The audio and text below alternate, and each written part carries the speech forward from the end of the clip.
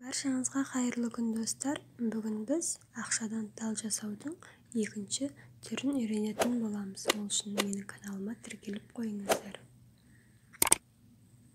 Осындай жасанды ақшаларымызды аламыз.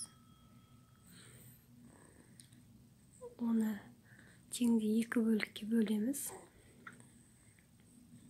Ортасын қайшымен қиып, екінші бөлігін конус тәріздес етіп, клеймен орап аламыз. Барлығын осылай орап алатын боламыз. Мен алдын ала дайындап қойғанмын. Енді әдемілеп орналастырып аламыз. Көк туы бар жақты бір бөлек, жоқ жақты бір бөлек етіп, әдемілеп орналастырып аламыз. Оны ыстық клейдің көмегімен осылай бір-біріне жалғап жабыстырып алатын боламыз. ПВА клейді пайдалансаңыздар да болады. Тек ыстық клеймен жұмыстарыңыз тез жүретін болады. Енді ортасында қалған тесіктің орнына осындай тиын тәріздес пластмасса моншақ бар. Соның ілгішін қиып тастап, ілгішін осылай қиып тастаймыз қайшымен.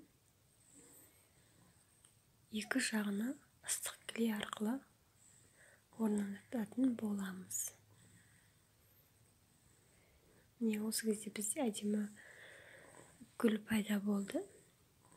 Артық клейлерін бәрін тазалап алып тастаймыз. Енді горшокке орнату үшін осындай шпажкамызды аламыз. Горшогымыздың бойын есептеп аламыз.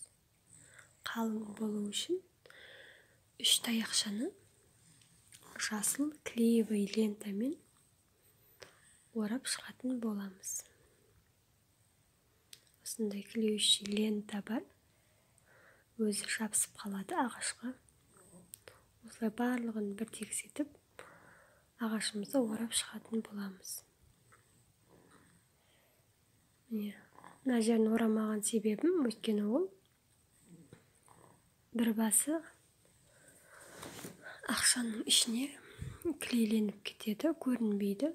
Екінші басы горшоктың ішіне кіріп кететін болғандықтан екі ортасын орадым. Енді гипсімізді аламыз. Оны суға араластырып былғап, горшогымызға құятын боламыз. Өте сұйық қажеті жоқ, ағып кетеді астындағы тесіктен. Сол үшін шамалы қоймалжыңын қылып дайындап алсаңыздар болады. Осылай дайындап алып, қақ ортасына гүліміз қатқанша ұстап тұратын боламыз. Осылай кепті, міне. Кепкеннен кейін осындай наполнительді орналастыратын боламыз. Өздеріңіздің қалауларыңызша, өздеріңізге ұнаған наполнительді салсаңыздар болады. Міне осындай әдемі, ерекше сувенир ақшадан жасалған гүліміз дайын болды. Видеом пайдалы болса, лайк қосып, комментарий қалдырып, каналыма тіркеліп қойыңыз.